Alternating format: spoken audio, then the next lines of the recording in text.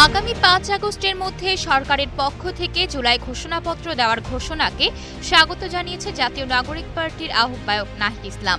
একই সাথে তিনি বলেছেন, তারা সংস্কার কার্যক্রমের ভার নির্বাচিত সংসদের হাতে ছেড়ে দেবে না। অন্তর্বর্তী সরকারের আমলেই জুলাই সনদ কার্যকরের দাবি জানিয়েছেন তিনি। নাহিদ বলেন, তারা দীর্ঘদিন ধরে দাবি জানিয়ে আসছেন জুলাই সনদের আইনি ভিত্তি থাকতে হবে। এই সনদ কার্যকর করতে হবে অন্তর্বর্তী সরকারের আমলেই। জুলাই ঘোষণাপত্র অবশ্যই সংবিধানের প্রস্তাবনা ও তফসিলে উল্লেখ করে সাংবিধানিক স্বীকৃতি দিতে হবে।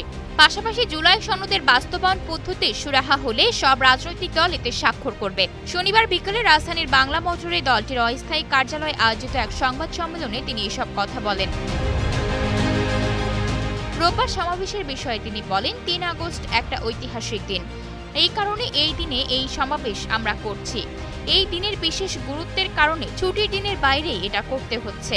মূলত গত বছরের ৩ আগস্ট কেন্দ্রীয় শহীদ মিনারে সরকার পতন ও ফ্যাসিবাদী ব্যবস্থা বিলোপের দাবিতে এক দফা ঘোষণা করা হয়েছিল।